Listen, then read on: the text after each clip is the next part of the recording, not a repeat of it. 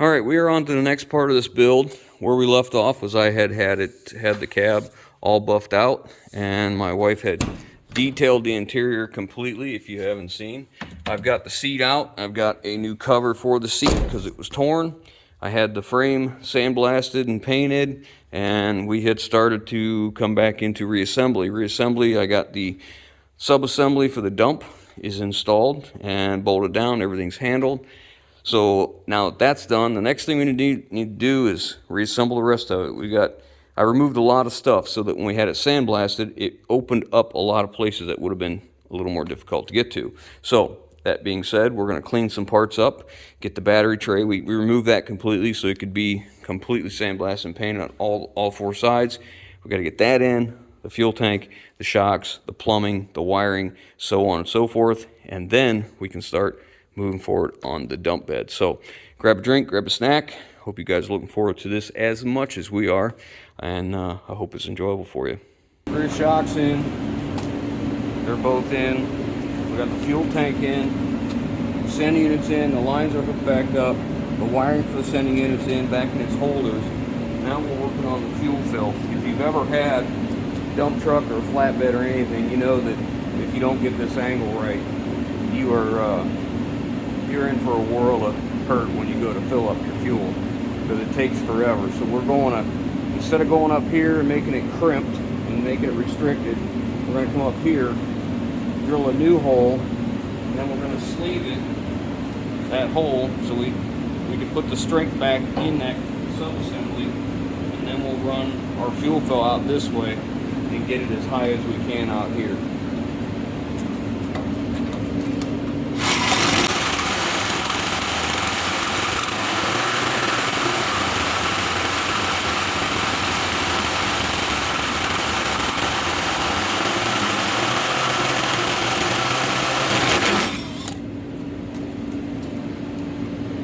Close to coming through back here, you can see it. Oh yeah. So when we get close, I want to look and see where I'm touching, where I'm not, so I can emphasize on the other part so it comes out easy instead of going all cattywampus.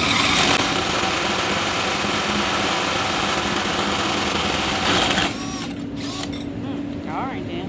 That was pretty good. Good. Now you can see we got that intake and the vent covered. We don't want any metal shavings getting down in there, so we cover it up good, and then when we weld, we don't want any sparks going down in our tank. Okay, now we'll get this all cleaned up, and then we'll figure out how long we want to make this. That's a really snug fit, which is what I was after. I'm probably going to come in the same depth as this. Not that it matters, but it doesn't get hurt either.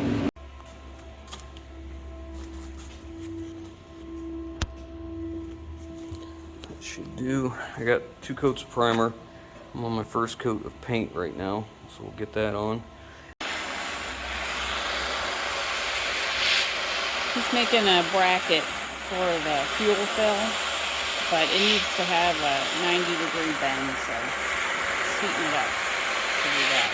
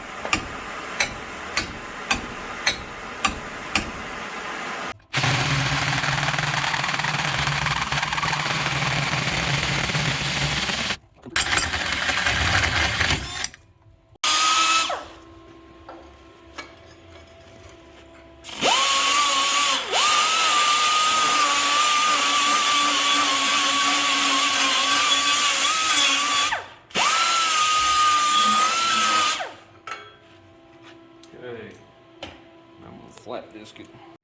Well, I didn't realize one of the screws in that plate was stripped, so we just went in and drilled them all out. We're just going to use 1/4-inch bolts.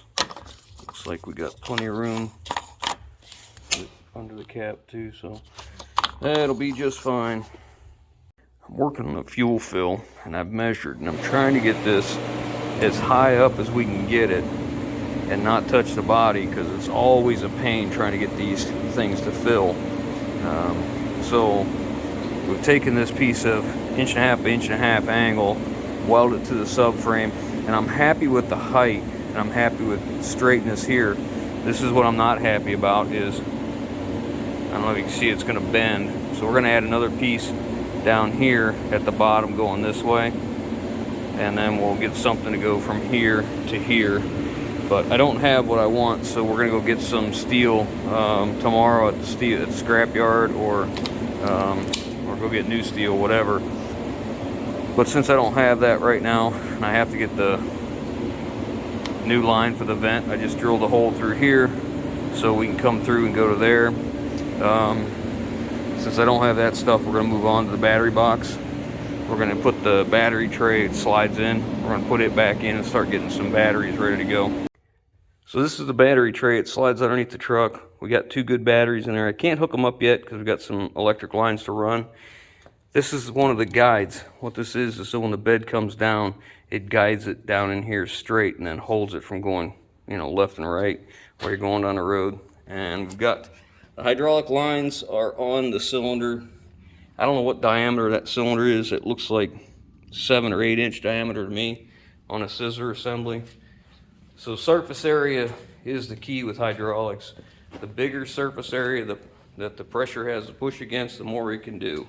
So now what we're going to do is we're getting our electric over hydraulic unit set up here, and I know there's going to be so many people tell me I'd never use one of them, and great, that's fantastic for you. I'm here to tell you that with the pressure this puts out, the diameter of that cylinder, and being a scissor lift, if there's something that this combination won't lift, you are so grossly overweight and overloaded that you shouldn't be on the road. And I know there's going to be a lot of people tell me, oh no, all I had was sailboat fuel in it and it wouldn't lift it. Well, there's a problem with your equipment. So the next thing we need to do is get on the wiring. And I'm sorry, but a little 5-year-old Tong Duc Tuo in China, when he put this together, thought he did a good job, but we're going to go ahead and cut that out and heat shrink and solder and all that kind of good stuff.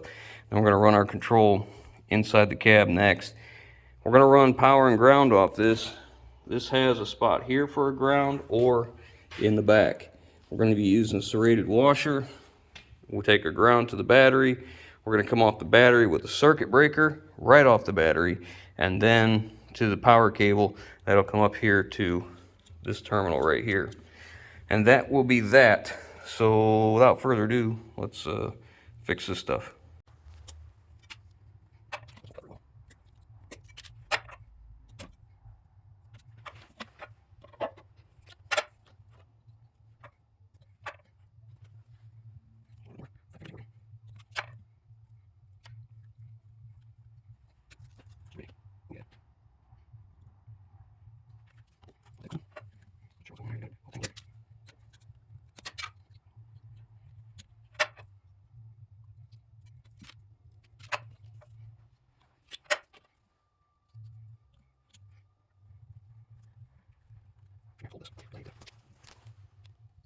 This is what I'm telling you.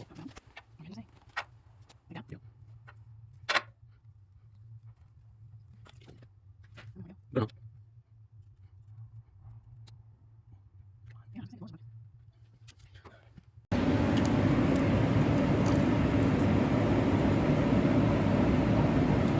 This is the ground. So I've cleaned off all the paint here on the bare metal. Put a serrated washer between the cable and the metal. On the bottom we got a flat washer, lock washer, and a nut.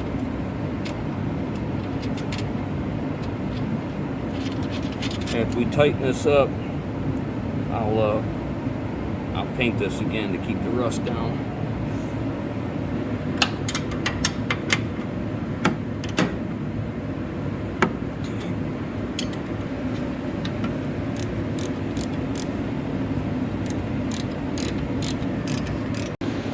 Alright, so the powers and the grounds are all in, cables running over there. I gotta get a circuit breaker yet, I don't have that, didn't come with it. So this was supposed to clip on somehow, it didn't hold, so I just took a stainless steel hose clamp, a big long one, put it around it. Got my hoses zip tied together. Next thing is this control, I gotta get it in the cab. I don't like to put holes in the back of the cab. I like to come in from the bottom if I can. That way we don't have water coming down this way and immediately going inside and flooding the floor. So I guess that's where we're headed next. I needed a little bit more angle iron for that fuel fill. Well, local Tractor Supply and Lowe's had it, but it was almost as much for the 3-foot section that they had as this full 20-foot section from the steel supplier. So, you know, I can always use more steel. So let's get it off here and get it in the shop. Alright, so I was able to find this hose from the guys at Napa, and it is actually designed for diesel fuel, coolant. I can't remember what all the specifications were, but I was certain to get that. Could you imagine if you used the wrong thing and diesel fuel started deteriorating it, how that would affect the whole entire fuel system on this truck with this high pressure fuel pump? That could be really bad. So small little details like this sure can make a difference if you're not careful. So anyways, we got it. I got a coupler to put it together. We got a hose clamp here. It fits in here. I'm not going to run it yet because we have some other work to do, but I don't know if I can see that. I can get a good look at what that says there. I think we're upside down. They looked up the specs for me to make sure. Fuel line, 5/8, SAE, 35 PSI, made in Mexico. Anyways, okay. Now I got my circuit breaker too, and I got my steel.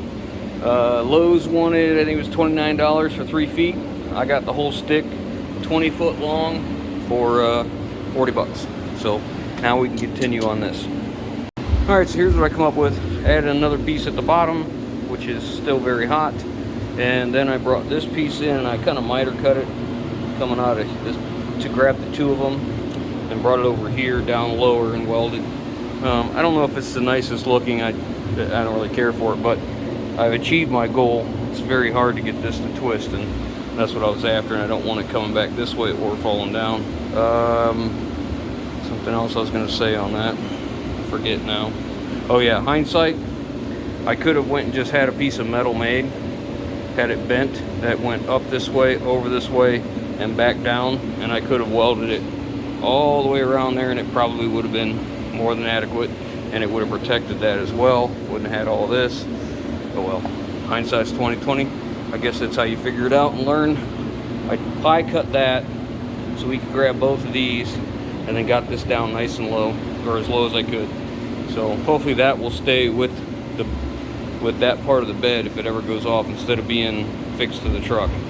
So alright, so now I'm gonna wait for it to cool, take some acetone, wipe everything down, especially in the corners where the welds are, because you get that weld smoke on them, and paint doesn't hold real well. So that's next.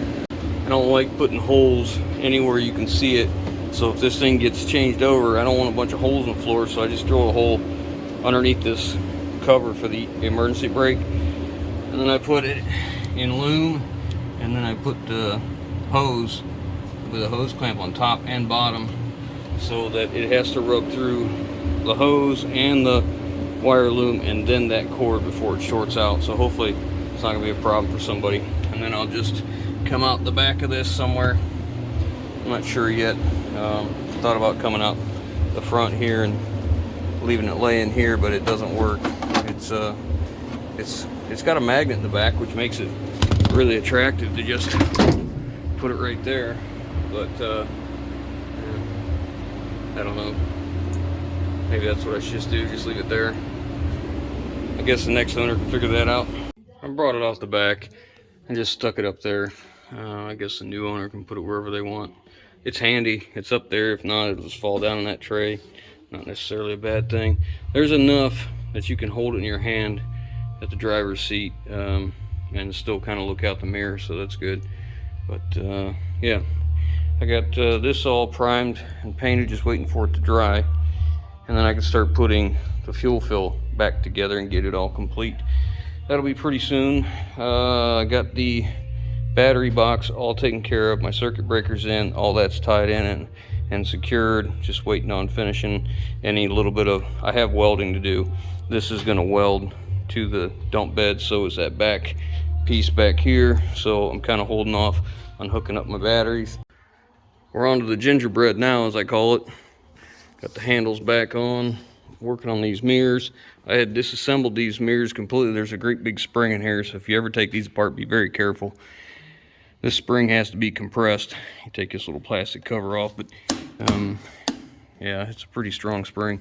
I took it all apart and wire wheeled it because it was aluminum with the paint just flaking off, and I used some epoxy primer, and then I painted it. And we'll see how long it lasts. I don't know if it'll do or not, but it's definitely better than it was. So I've got the grill or the trim back in over here, and now I need to reassemble this mirror. I've got that one done, that grab handle, so I'll get the other mirror together now. So this is the other mirror on the other side, and these are the components. You got this tension spring that goes up inside here, and this is what you have to compress. So I only have smaller travel clamps, so I have to use two. So take this, it's got these notches in here. This is what holds it in place in the different locations. I'll line it up about where it goes. It should be in that area, and you'll feel it kind of click in. This is where having a helper is very helpful, because there's notches in this that you'll see that have to be aligned with the corresponding notches right here.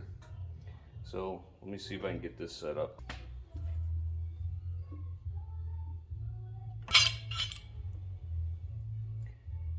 There. Now, I'll have to reset this. So what I want to do is squeeze it as much as I can manually.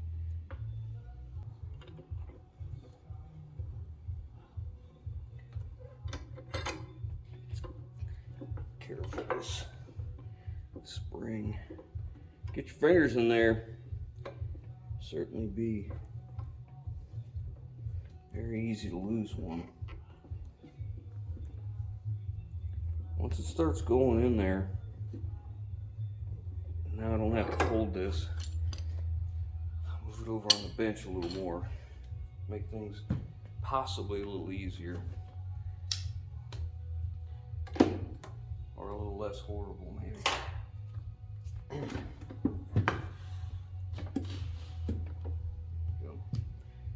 Okay, now we have to look and see where we're at. And I'm off on my index. It's here. It needs to go down here a little bit. So before we go any farther and put any more tension on that, I'm going to hold that and then see if I can twist it. The farther we go in with tension, the harder it is to adjust that spring or adjust that plate where we want it. Okay, I'm out of travel now. So, like I said, my clamp doesn't have enough travel. I'm going to tighten this clamp just to hold it while I back this clamp off.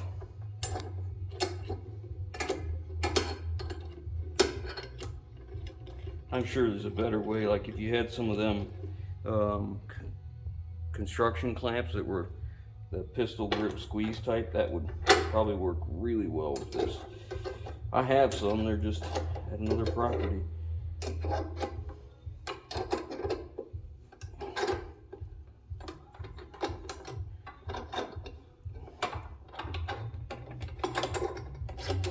Get this out of here, a little less cumbersome. And we are twisted now.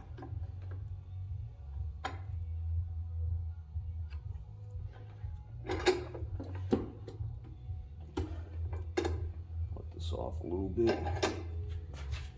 Get this lined up.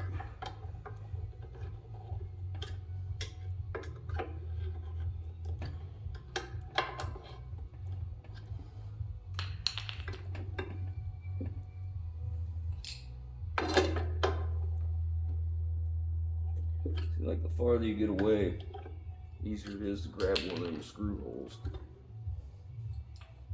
Need to hold this here, because as I'm turning this, it's trying to turn it. Keep your face out of the way in case she decides to let loose.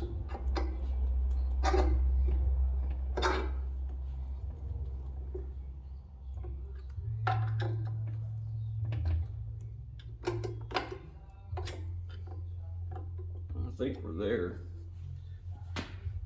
You don't tighten one screw until you got them all in.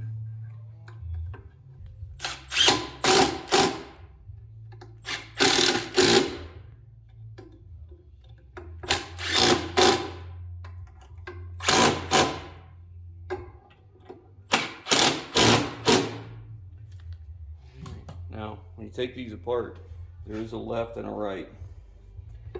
Careful taking this out, because if any of them screws decide to let loose, that spring's going that way. So those were a machine thread, and I don't want to use these. It's like a wood thread, so I'm going to run down to the screw supply place and see what they have, because if I can avoid using these, I will. I'm going to see if I can find more screws. The next step will be the cover. And of course, the cover has two little tabs on the bottom, and one's broken off, but it's supposed to go in. This little tab goes in here and then snaps into place. That might stay there, it may not. So what I'll do is I'll dry this off real good, and I'll put a little bit of RTV right on this lip here on this side. So that'll help hold it from falling off and getting lost. But I'm gonna run down and see if they got any screws here that can put into here. So I'll take one of these out and take it with me. So.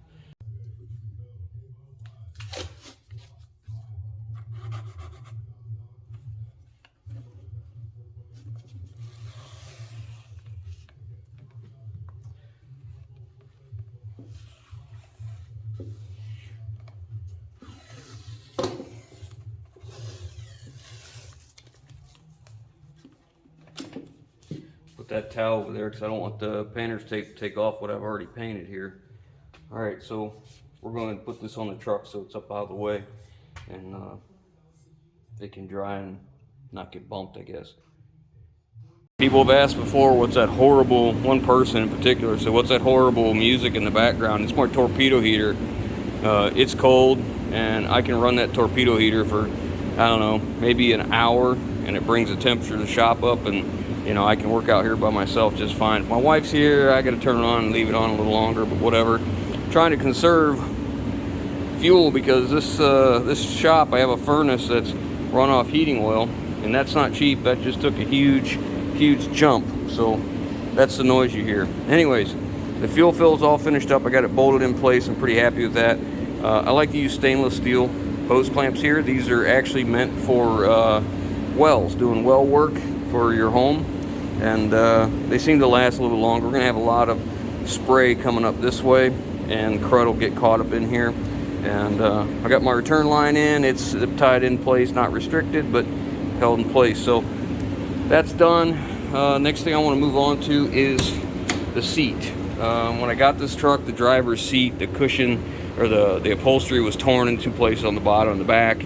I got a price to fix that seat, and yeah, that was a lot of money. So I found a replacement cover where you take all that existing factory stuff off and put the new on. So I'm going to try my hand at that, because around us, or at least with the people I've checked with, upholstery is very expensive.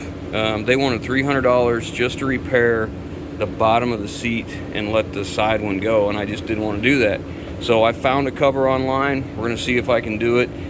You know, the caliber of truck that I'm trying to build, I can't let that go. As a matter of fact, I keep opening the door looking at this and thinking I may have to paint that. I don't know what I'm going to do there yet.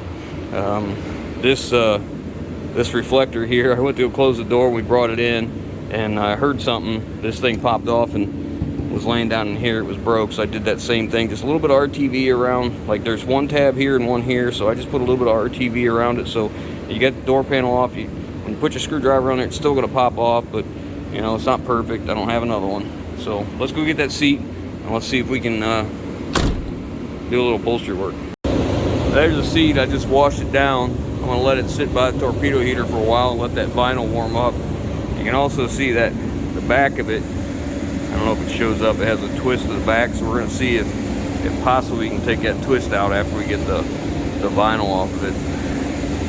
I don't know. This is why I need to do upholstery. This is an air ride seat I took out of another truck that we could use for another truck. Air ride seats aren't cheap. This one's got a little bit of wear on the front, but overall it's pretty decent. If I could put a back on this, I'd probably use it. But anyways, we'll focus on this one first.